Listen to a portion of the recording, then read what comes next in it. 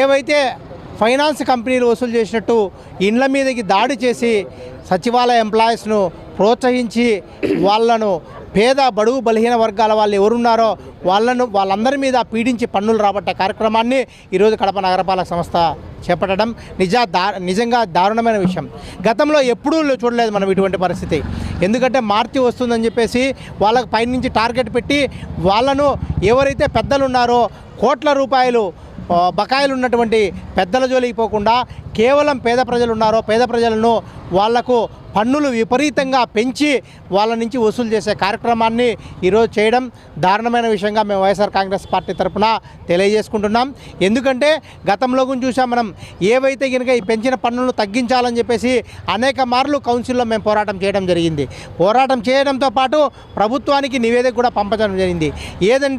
ఎందుకంటే ఈ 100% పెనాల్టీ పేరుతో 5 ఆఫ్లు ఎనికేసి 2 సెంట్లు 3 సెంట్లో ఉన్నటువంటి ఇండ్లకు ఉన్నటువంటి వాళ్ళందరికీ కూడా 50,000, 60,000, 70,000 రూపాయలు పన్నులు విధించి వాళ్ళు కట్టలేదని చెప్పేసి ఇప్పుడు వాళ్ళ మీద బలవంత వసూలు చేసే కార్యక్రమం చేస్తున్నారు. ఏవైతే 50 లక్షలు, 60 లక్షలు, కోటి రూపాయలు, 70 లక్షలు ఉన్నటువంటి పెద్దల జోలికి అధికారులు పోకుండా ఉన్నారని చెప్పేసి ఆల్రెడీ అఖిలపక్షం ఆధ్వర్యంలో రౌండ్ టేబుల్ సమావేశం పెడితే తూతూ మంత్రంగా వాళ్ళ దగ్గరికి వెళ్ళి మొన్న మార్చి 31కి వాళ్ళ టార్గెట్ను పూర్తి చేసుకోవడం జరిగింది. మేము ఇప్పటికే చెప్తున్నాం, అఖిలపక్షం ఆధ్వర్యంలో ఖచ్చితంగా రాబో కాలంలో ఏవైతే ఈ పన్నులు పెంచారో, ఏవైతే అసంబద్ధంగా పెంచిన పన్నులను వెంటనే తగ్గించే కార్యక్రమం చేయాలి. అలాగే మొండి బకాయిలను ఉన్నాయో వాటన్నిటిని కూడా రాబట్టే కార్యక్రమం అధికారులు చేపట్టాలని చెప్పేసి కూడా మేము డిమాండ్ చేస్తున్నాం.